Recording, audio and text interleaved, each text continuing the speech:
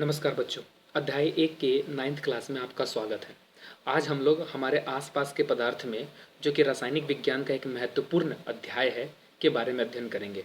अगर हम रासायनिक विज्ञान को अच्छे से समझना चाहते हैं तो ये चैप्टर बहुत ही महत्वपूर्ण है। इससे पहले कि हम चैप्टर को पढ़ें, हम सबसे पहले ये समझ लेते हैं कि हम इस अध्याय में क्या क्या पढ़ने वाले हैं। ठीक है ना, जरा टॉपिक समझ लें। इसमें हम लोग जानेंगे कि पदार्थ के परिचय के बारे में समझेंगे, पदार्थ के भौतिक स्वरूप, और उसके अंदर 2 पॉइंट आएंगे कि पदार्थ कणों से मिलकर बना होता है और पदार्थ के ये कण कितने छोटे होते हैं। ठीक है ना, हम लोग इसके अंदर मोस्टली इंट्रो पढ़ेंगे। मैं आपको बेसिक कंसेप्ट बताऊंगा इसके ऊपर। ठीक है ना, बेसिक कंसेप्ट के बारे में चलिए एक एक करके स्टार्ट करते हैं।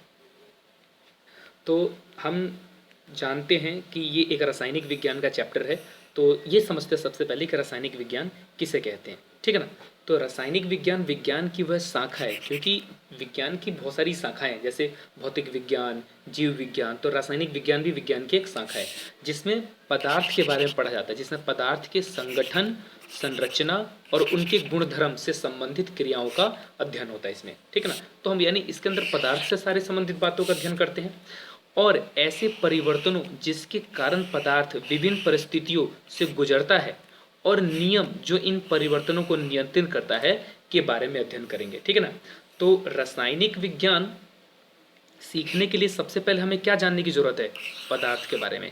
तो एक एक करके स्टार्ट करते हैं कि पदार्थ क्या होता है। ठीक है ना, तो इस चैप्टर में पदार्थ को स्टार्ट करने से पहले आइए जरा शुरू करते हैं कि इसमें हमने क्या लिया है। तो सबसे पहले हमने इसमें पंच तत्व के बारे में बात करी है, तो आइए जरा पंच तत्व के बारे में बात करते हैं। हमारे जो भारत के प्राचीन दार्शनिक है वो ये कहते हैं कि पदार्थ जो है वो 5 मूल तत्वों से मिलकर बना हुआ है, जिसे वो पंच तत्व कहते हैं। और वो पंच तत्व हैं वायु, पृथ्वी, अग्नि, जल और आकाश। उनके अनुसार सभी वस्तुएं, चाहे वो सजीव हो या फिर निर्जीव, सजीव या निर्जीव, ये सभी पंच तत्वों से मिलकर बनी है। ठीक है, लेकिन जो हमारे वैज्ञानिक है वो ऐसा नहीं मानते हैं। वो कहते हैं कि विश्व की प्रत्येक वस्तु पदार्थ से मिलकर बनी होती है। और पदार्थ के डेफिनेशन उनके अनुसार क्या है कि कोई भी वस्तु जो स्थान घेरती है और जिसमें द्रव्यमान होता है उसे क्या बोलते हैं? पदार्थ कहते हैं। या दूसरी भाषा में कह सकते हैं, दूसरे तरीके से कह लीजिए कि कोई भी वस्तु जिसमें द्रव्यमान होता है और कुछ न कुछ आयतन होता है उसे पदार्थ हम लोग कहते हैं। तो डेफिनेशन दोनों की सेम है, बस हमने क्या किया, जो स्थान घेरते हैं उसकी जगह पे हमने क्या लिख दिया, कुछ ना कुछ आयतन होता है। दोनों का मतलब सेम है। आयतन का मतलब स्थान घेरना ही होता है, और आपने 9th में आगे जाके मैथ्स में भी पढ़ोगे आप। ठीक है ना, आइए कुछ पदार्थ के उदाहरण लेते हैं। अब देखिए, दुनिया की हर चीज़ तो पदार्थ से मिलकर बनी हुई है, तो हर चीज़ ही क्या है? पदार्थ ही है। लेकिन फिर भी कुछ उदाहरण ले लेते हैं, जैसे हवा। हवा जो हम श्वास लेते हैं, भोजन जो हम खाते हैं, पत्थर, बादल, तारे, पौधे एवं पशु, यहाँ तक कि पानी की एक बूंद या रेत का एक कण, ये सभी के सभी, एवरीथिंग क्या है? पदार्थ है। क्या सर कोई ऐसी वस्तुएं हैं जो पदार्थ नहीं होती है? तो बिल्कुल डेफिनेशन तो इसकी यही होगी कि कोई भी वस्तु जो स्थान ना तो स्थान घेरती हो और ना ही द्रव्यमान होता हो, तो उसी को बोलेंगे कि वो पदार्थ नहीं है। तो ऐसी कौन कौन सी चीज़ें हैं? जैसे कि दोस्ती। अब देखिए, आपकी जो दोस्ती है, दोस्ती ना तो वो स्थान घेरती है और ना ही उसमें द्रव्यमान होता है। ठीक है ना, यानी वजन। तो द्रव्यमान का मतलब भार हो गया ना, कि कोई ना कोई चीज़ वजन होती है। तो ऐसा तो नहीं है कि किसी से दोस्ती करने के बाद वजन से दब जाते हैं, ऐसा नहीं होता ना। ठीक है ना, तो दोस्ती, प्यार, स्नेह, अच्छे शिष्टाचार, विचार, सोच, स्वाद, गंध आदि, ये जो चीज़ें हैं ये ना तो स्थान घेरती है और ना ही इनमें कोई द्रव्यमान होता है। तो हम सीधा कह सकते हैं कि जो हमारी भावनाएं होती है वो पदार्थ नहीं होती है। अब आता है पदार्थ का वर्गीकरण। ठीक है ना, क्योंकि हमने पढ़ा ना कि पदार्थ का वर्गीकरण कैसे करते हैं, हम इसी के अंदर सीखते हैं, रासायनिक विज्ञान के अंदर। तो आधुनिक वैज्ञानिक जो है हमारे, वो कहते हैं, उन्होंने क्या किया कि पदार्थ को उनके गुणधर्म के आधार पर 2 प्रकार से वर्गीकृत किया। पहला भौतिक और दूसरा रासायनिक। अब जरा भौतिक गुणधर्म के आधार पर क्या वर्गीकरण किया, क्या होता है भौतिक गुणधर्म, जरा समझते हैं। तो भौतिक गुणधर्म के आधार पर पदार्थ को ठोस, द्रव और गैस के रूप में वर्गीकृत किया जाता है। यानी भौतिक गुणधर्म उसे कहते हैं जब पदार्थ किस में होता है? ठोस, द्रव और गैस के रूप में वर्गीकृत किया जाता है। और रासायनिक गुणधर्म किसे कहते हैं?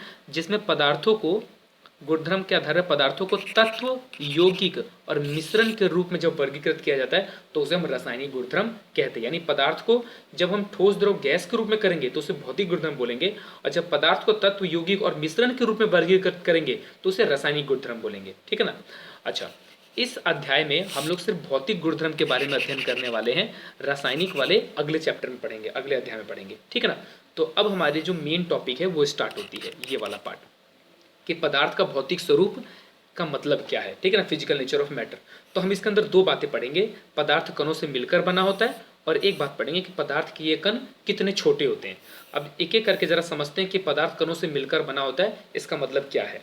देखिए, पदार्थ कणों से मिलकर बना होने का मतलब है कि ये देख रहे हो आप, ये छोटे छोटे छोटे छोटे, जैसे एग्जांपल लीजिए कि अगर अगर आप एक लकड़ी लें, उसको काटे, जैसे बढ़ई की दुकान पे और काटे गए होंगे तो आपको वहाँ पे लकड़ी को बहुत पतले पतले छोटे छोटे छोटे छोटे बुरादे दिखते होंगे, तो आपको लगता है कि बहुत छोटे छोटे कण होंगे, अगर इसको तोड़ दे या फिर कटता जाए तो ये बहुत बारीक बारीक पीसेस में टूटता चला जाता है। ठीक है ना।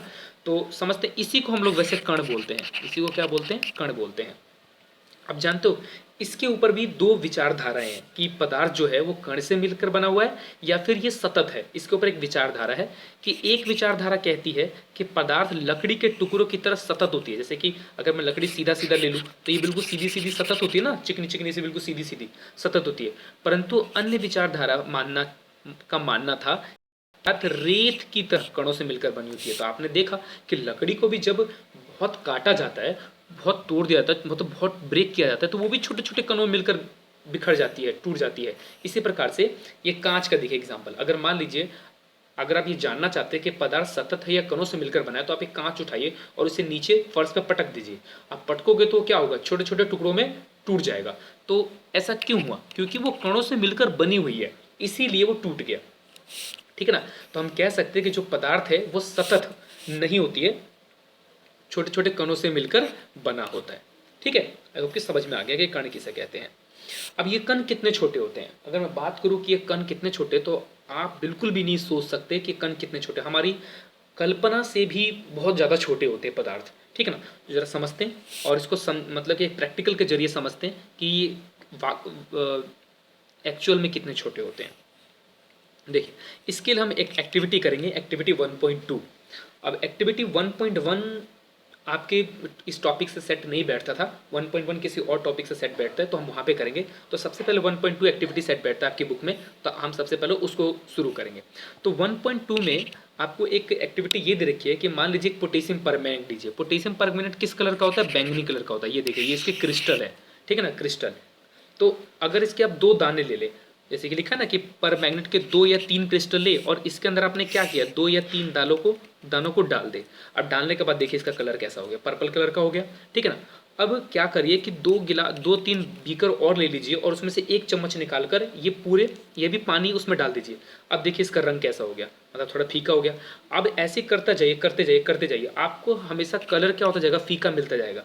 तो आपको नहीं महसूस हो रहा कि जरा सी 1 चम्मच बूंद के अंदर भी यानी पोटेशियम परमैंगनेट कितने सारे कण हैं जो पूरे पानी को क्या कर दे रहा है, पर्पल कर दे रहा है। इसी तरीके से बाकी में भी ऐसी हो रहा है।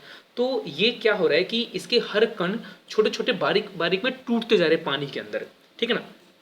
तो इसको जरा समझते हैं कि क्या है कि ये जो पदार्थ है, इससे निष्कर्ष क्या निकलता है कि पदार्थ, ये देखिए यहाँ पे मैंने पहले इसको पढ़ लेते हैं फिर निष्कर्ष पढ़ेंगे हम लोग, कि यह प्रयोग क्या दर्शाता है कि पोटेशियम परमैंगनेट के बहुत छोटे से क्रिस्टल से पानी की बहुत अधिक मात्रा भी रंगीन हो जाती है। ठीक है ना। बहुत छोटे, हमने 2 या 3 ही लिए थे और उस 2-3 से भी बहुत ज़्यादा क्रिस्टल रंगीन हो गए। इससे हमें क्या निष्कर्ष निकलता है कि जो पोटेशियम परमैंगनेट के केवल एक क्रिस्टल में कई सूक्ष्म कण होंगे, उसके एक क्रिस्टल में बहुत सारे छोटे छोटे कण होंगे जिसे हम सोच भी नहीं सकते। ठीक है ना। और ये कण छोटे छोटे कणों से विभाजित होते रहते हैं, जैसे हम पानी में डालते हैं और हिस्सों में टूटते चले जाते हैं, जिसके कारण ये कलर दिख रहा था और आपको उसके बाद कलर धीरे धीरे गायब भी होता हुआ दिख रहा है। ठीक है ना। अंततः एक स्थिति में ये कण और छोटे भागों में विभाजित नहीं किए जा सकते, और एक ऐसी स्थिति भी आएगी जब ये कण छोटे नहीं होंगे। ठीक है ना। तो अब जरा इसका निष्कर्ष पढ़ते हैं कि निष्कर्ष क्या है, कि पदार्थ बहुत छोटे छोटे कणों से मिलकर बना होता है और जिसे हम शक्तिशाली माइक्रोस्कोप से भी नहीं देख सकते हैं। समझ रहे बात को कि कितना छोटा होता है, हम एक बहुत शक्तिशाली माइक्रोस्कोप की मदद से भी अगर इसको देखने की कोशिश करें तो नहीं देख पाएंगे। होप सो अगर आपको ये बात आपको समझ में आ गई। अब यही प्रैक्टिकल ना आप अपने घर में पोटेशियम परमैंगनेट की जगह पे 2 मिलीलीटर, सॉरी मीटर नहीं, 2 मिलीलीटर डेटोल से भी कर सकते हैं। तो डेटोल में से आपको खुशबू आती है, ध्यान रखिए।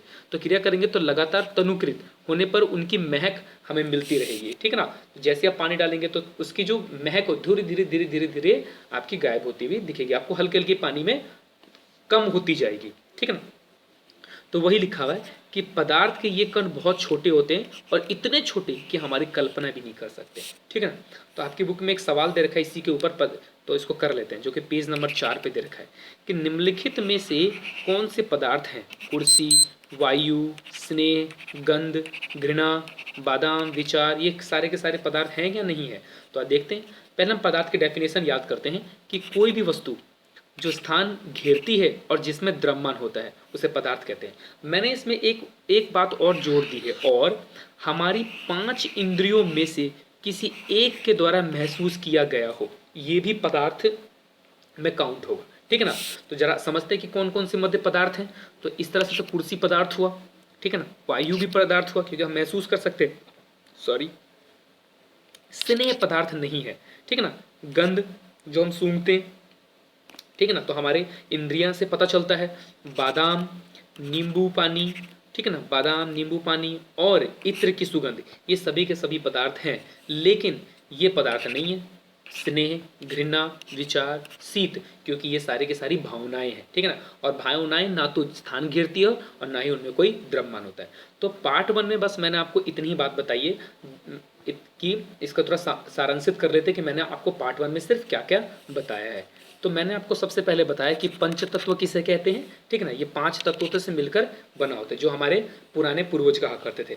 लेकिन हमारे जो वैज्ञानिक हैं ऐसा नहीं मानते, वो कहते हैं कि या तो पदार्थ होता है और पदार्थ नहीं होता है। पदार्थ की डेफिनेशन उन्होंने क्या दी थी कि कोई भी वस्तु जो स्थान घेरती है और जिसमें द्रव्यमान होता है उसे पदार्थ कहते हैं। लेकिन पदार्थ कौन सी होती है, जिसमें ऐसा नहीं होता, जो स्थान नहीं घेरती है और जिसमें द्रव्यमान नहीं होता, जैसे हमारी भावनाएं, पदार्थ नहीं होती है।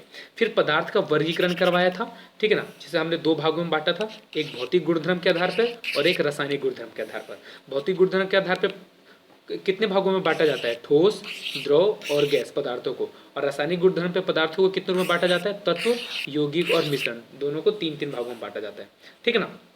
तो इस अध्याय में तो हमें यही पढ़ना है, लेकिन ये वाला पार्ट नहीं पढ़ना है, ठीक है ना। उसके बाद हमने पढ़ा कि पदार्थ का भौतिक स्वरूप क्या है। तो हमने 2 बातें पढ़ी कि पदार्थ कणों से मिलकर बना होता है और ये कण इतने छोटे होते हैं, ये रहा पदार्थ के कण बहुत छोटे होते हैं, इतने छोटे कि हम कल्पना भी नहीं कर सकते।